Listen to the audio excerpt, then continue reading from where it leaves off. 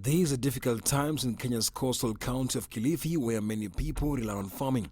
They have always tilled the land, harvested their crops and sold the surplus to earn much needed cash. But many can no longer do that due to lack of water. The animals have also been affected by the lack of pasture due to the dry conditions. It has been 3 years since they saw a consistent rainfall on their land. Right now, they are tilling their land, getting ready for yet another unpredictable season. Alternatives is what keeps food on their table, and at the moment, they have none. In the past, some people in this area used to cut down trees and burn them to produce charcoal.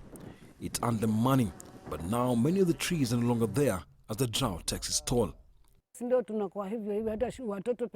We are struggling so much, and our children are even sent away from school.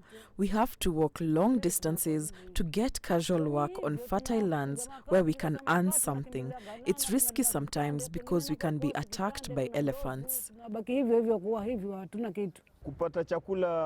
We have been depending on relief food whose supply has now stopped. We are not at a good place because our needs are so many. The Kenya Meteorological Department has warned that Kilifi County will continue receiving below average rainfall. Like in the month of May this season, we didn't have rains for 3 weeks, most places. The month of May, in the first week we had actually a storm. According to a new study by the World Food Programme and the UN's Food and Agriculture Organization, over 50 million people in Eastern Africa will face a serious shortage of food this year. We've been there before the drought started. We implemented anticipatory actions, but we urgently need more funding. There's still little information on climate change in Africa, and this is affecting how people understand the drought in the Horn of Africa region. I think there's an important question or the messaging around what can we do as far as climate is concerned. And I think this goes back to my earlier point around the opportunity that Africa has.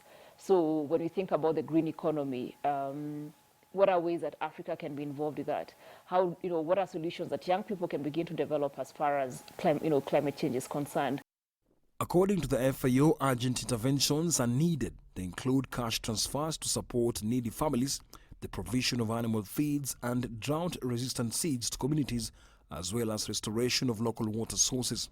In the meantime, the government and aid agencies are trying to help many of the most affected families. Mudimba, CGTN, Kilifi County, Kenya.